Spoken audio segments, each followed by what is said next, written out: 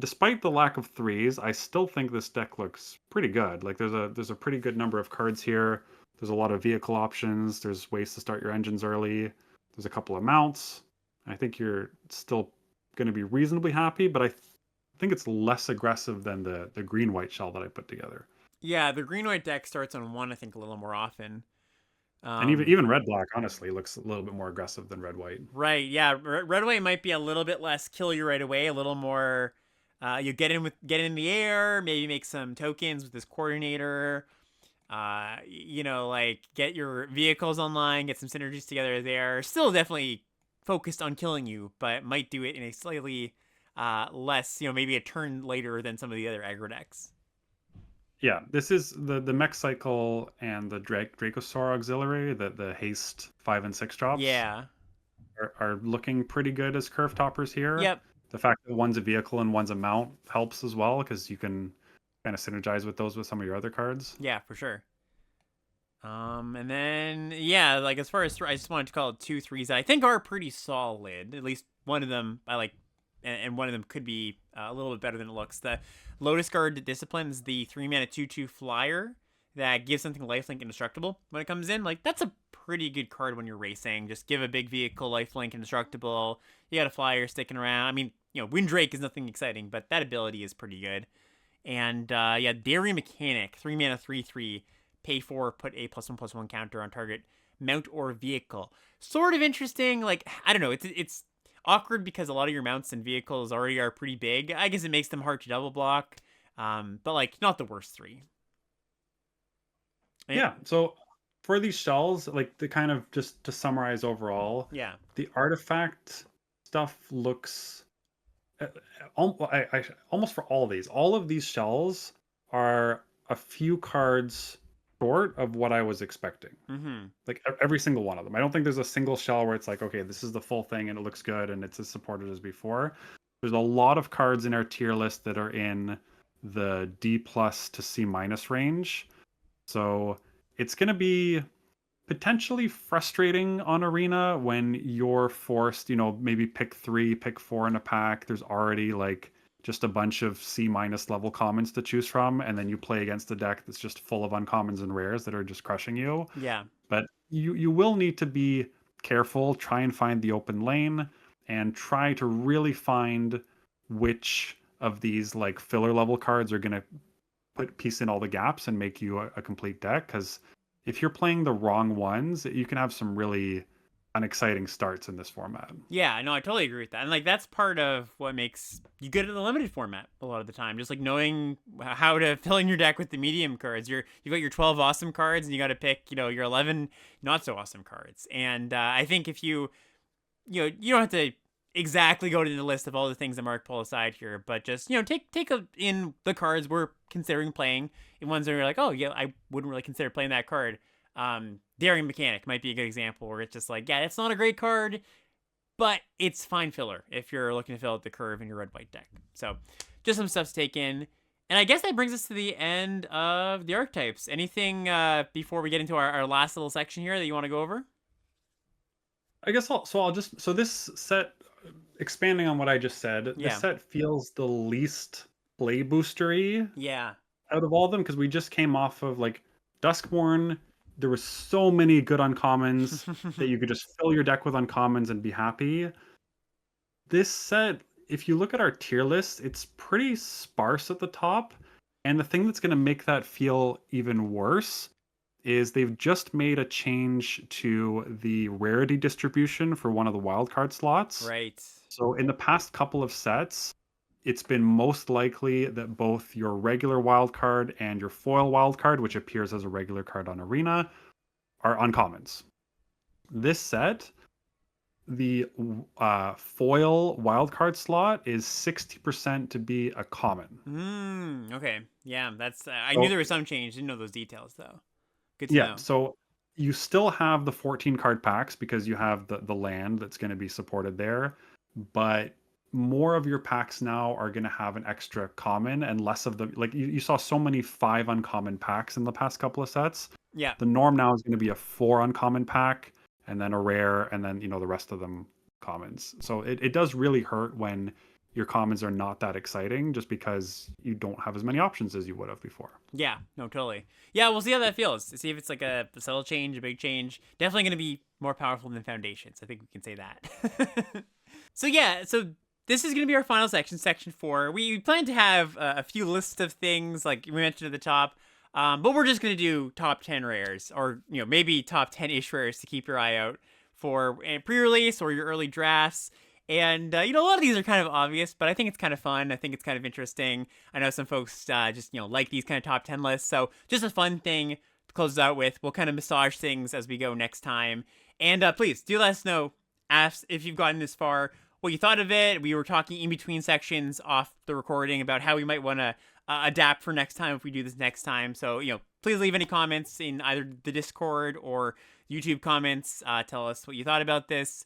And yeah, like I said, it's something that we're looking to continue if people like this enough, and looking to massage it, looking to iron out some of those growing pains as we go on. But yeah, without further ado, let's just talk about some of the top rares. So we moved. I'm gonna move around some stuff before I actually post my tier list. So some of these things we talked about in the disagreements. I moved around a little bit, but let's go to the tippy top stuff. So one thing I want to call out is a special guest that is there's not a lot of A+ special guests usually, but we do have an A+ special guest here with Sky Sovereign console flagship. This was the OG Kaladesh bomb, 5 mana, 6/5 crew 3 flying vehicle. When it enters or attacks, it deals 3 damage to target creature or planeswalker an opponent controls. Just a absolute monster. It's colorless. It goes in every deck. Not too much to say about that. We did just have Embercleave, so there's not that true. long since we've had an A+ special guest, but yeah. Yeah, for sure. That's I guess it hasn't been that long. My list has Atchik. That's it. Atchik. Emerald Radiance, the black-green gold rare that comes in, makes a bunch of 1/1 tokens for each creature or artifact in your grave.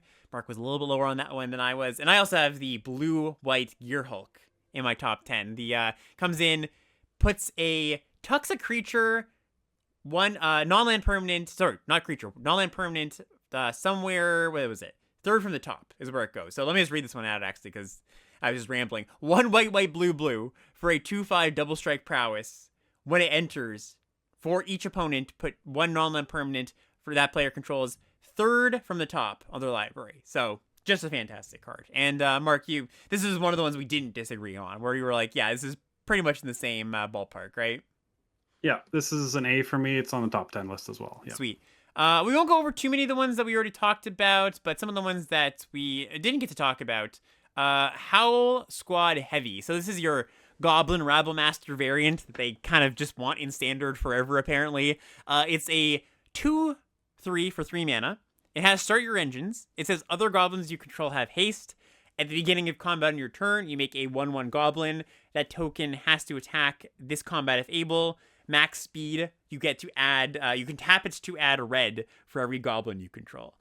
So just a great card. I don't think you're going to be tapping it to add red for every goblin you control very often, but very strong card. We've got... one thing that makes... Yeah, well, this is on my list as well, yeah. And one thing that makes it even better than usual is that forced attack line can be mitigated by crewing a vehicle. Yeah, I didn't even think about that. Yeah, that's great. Just tap it, and it doesn't have to attack the next turn like some of these Rabble Masters do. Say goblins have to attack every single turn. It's just on that turn. So yeah, that's cool. We've got Mu Yanling Windrider. So this is 2 blue for a 2/4. I actually think Mark rated this one higher than I did. Mark gave it an A+. I gave it an A. This is a 4 mana for a 2/4. When it enters, you make one of those colorless vehicle tokens that Chandra makes. 3/2 vehicles with crew 1. Vehicles you control have flying, and whenever one or more creatures you control is flying, it deals combat damage to a player, you draw a card. Just fantastic. Yeah, even if they kill this right away, you've still got the ETB. If this survives until your combat, you might be able to draw a card right away with other vehicles. This card's ridiculous. Yeah, and that's all of my A's, A+. There's a few A- that I think we've actually mostly talked about. Was there anything on your list, Mark, that wasn't on mine for top cards? Yeah, so 2 of the red rares you have at A-, I had at A on my top 10. One of those is the Draconautics Engineer. Yeah. and the other one is the Burnout Bastronaut. So if you want to maybe just read those out quickly. Yeah, so the engineer is a 1 in a red 2/2. It has 2 exhaust abilities. One of them is red. Other creatures you control gain haste until end of turn. Put a +1/+1 counter on this creature. The other one is 4 in a red. Make a 4/4. 3 in red. Sorry, 3 in a red. Make a 4/4 red dinosaur dragon token with flying. So just a lot of flexibility here, right? Like you have a 2/2 that on turn 5 you can make a hasty dragon, or on turn 4 you can make the dragon. Next turn, play something else, give some things haste. I actually agree. This should probably be an A. This card just looks amazing to me. So, yep, agree with that. And the other one is Burnout Bastronaut. So this is a single red mana for a 1/1 menace at rare. Has Start Your Engines. Also says 2 mana to pump this, gets +1/+0 until end of turn. And max speed, this thing has double strike. So really nice thing about this card is it's a super early Start Your Engines card that will get in for at least 2 or 3 turns a lot of the time. And then just turns to be like a double strike menace creature in the late game. Really, really good. Yeah, like this thing needs to be blocked early, and Yeah. you can't like you just can't. can't. But there's other ways. Yeah. I mean, you can lightning strike one of their blockers. You can pump this and just trade with something. Like this almost turns on max speed by itself, and then when it does, it just kills them. Yeah. And I remember you had the blue-green god as one of the top rares, or potentially the best card in the set. You mentioned anything else? Yep. There's a couple of both your blue rares I liked a little bit more than you. Possession Engine and Thopter Fabricator. Yeah, let's talk about those. We actually didn't talk about them at all. So Thopter Fabricator is a 2 and a blue 4/4 flyer, crew 2 at rare. When you draw your second card each turn, create a 1/1 Thopter token with flying. So it's kind of a vehicle version of that 2/1 flyer from Foundations that did the same thing. Yeah, it seems very, very good. Like the vanilla test on this of 4 mana or 3 mana 4/4 flyer crew 2. That's already like not that bad at all. Pretty good actually. And yeah, really not that hard to draw 2 cards in this set, either from actual card draw or from cycling. Cycling's kind of the big thing here. But yeah, no, card seems really good. And second one here, Possession Engine. This is 3 blue for a 5/5 crew 3 vehicle. When it enters, you steal one of your opponent's creatures as long as you control this vehicle. That creature can't attack or block as long as you control this vehicle. But of course, it can help crew this thing to get into combat if you want to. Yeah, this one I'm actually not sure about. Me too. Yeah. There's some awkwardness. I had it, and I actually checked. I double checked. I actually removed it from my top 10 list, so it's not on there anymore. But stealing an opponent's creature is basically a removal spell. If at its worst this is a 5 mana removal spell, it's still probably going to be playable, so Yeah. it should be okay. I think so. There are 2 final ones that I put on my top 10 list, and they're actually both green rares.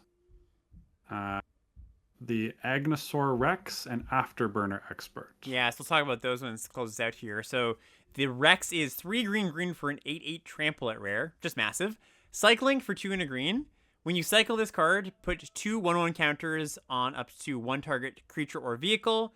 It gains trample and indestructible until end of the turn. What's the split on that, do you think? How often are you casting this versus cycling? Because 3 mana, draw a card, put 2 counters on something, give it trample indestructible is a hell of a combat trick. I was thinking maybe something like 60-40 in favor of the cycling. Yeah. Yeah, I can see that. I think so too. The cycling ability on this is just like Wild Size used to be a top common. That was +2/+2 trample draw card. Right. This is +2/+2 counters and adds indestructible to it. Like this, it's just crazy how far ahead you're going to be when you cycle this. Yeah, that's a crazy rate on that card. And the other one was Afterburner Expert, which is 2 and a green, 3 mana for a 4/2 at rare. Its exhaust ability is 2 green. Put 2 counters on this card. And it also has the line of text, whenever you activate an exhaust ability, return this card from your graveyard to the battlefield. Not even to your hand, just straight up to the battlefield. And not tapped, and Wow. you can exhaust it again. Wow. Like the thing trades, the body on it's perfect for trading, and then you just want it to trade because then you can get it back later. Like this thing's very annoying to deal with. Oh, I just realized it's a green goblin on a mechanized hoverboard kind of thing. I guess that's that's a reference there. But yeah, no, this card's great, and you can just mill it, and then it comes back. Like if you got any self mill cards, yeah, it seems very strong.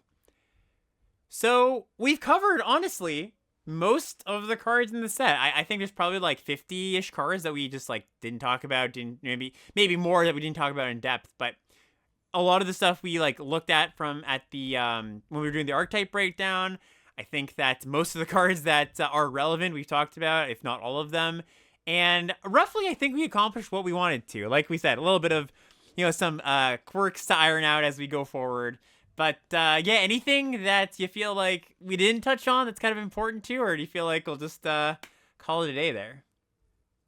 Yeah, I don't know honestly. Like Yeah. I do feel so I mean we're at what, maybe after the breaks and cutting out when we started late at maybe 5 hours of content. Yeah, about 5.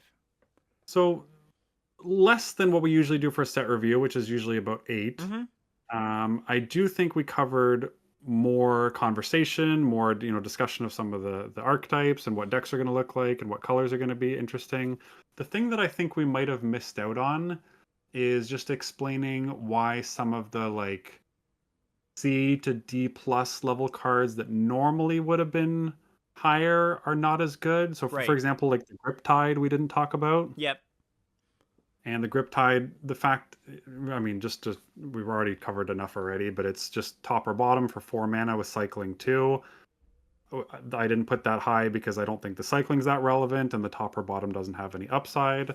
So there's, yeah, just scrolling forward here, I can't even remember Yeah, what the trip word's up. called. Trip up. Yeah, you gave it a C. I did as well. In other sets, this has been like a C plus to a B minus. It's definitely not that level here, but that kind of thing is maybe what we missed out on. But I do think skipping over all the rares that are just like pretty easy to rate Mm-hmm. is probably fine. The Fs we don't need to cover. I would change some things going forward, but certainly interested in listening what your listeners and viewers have as an opinion going forward. Hopefully everyone still found this useful.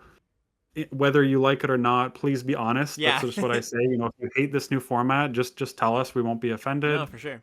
Interested in feedback, but it'll be another couple months before we do another one, so we'll have some time to iron things out. Yeah, for sure. And yeah, I think we'll just call it from there. Just as I talked about at the beginning, we will be posting tier lists with this. So if there is any gaps in what we talked about, feel free, go check those out. And just generally, I do keep up with my tier list pretty consistently for the first 2 weeks of the format. So if you want to just get the early scoop of what I think about the cards, keep that bookmarked. You can go check that out. And I'll just say once again, thank you, Mark, for hanging out. It's great to do this with you. Tons of fun.